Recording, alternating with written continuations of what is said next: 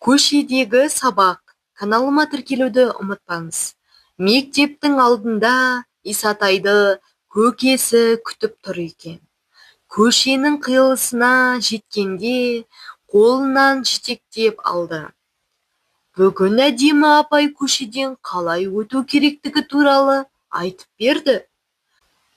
Мен енді өзім өте аламын, деп Исатай қолын босатқысы келді. Өте дұрыс болған, деп көкесі қуанып қалды. Бірақ қолын босатпады. Сен енді мұны мектепте де ұмытпа, жарай ма? Сол күннен бастап көкесі мен апасы көшеден қалай өтуді үйретті.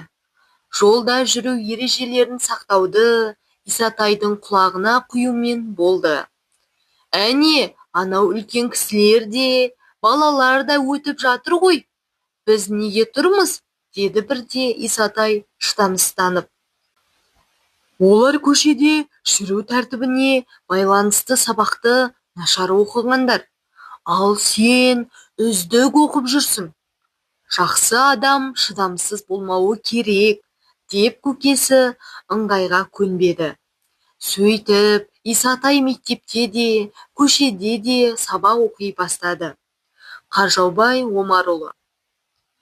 Бұл жерде құлағына құю деген сөз түсіндіру деген мағынада. Мақал, сақтықта қорлық жоқ. Исатайға көкесі көшеде жүру тәртібі туралы не айтты? Мәтін неліктен көшедегі сабақ деп аталған?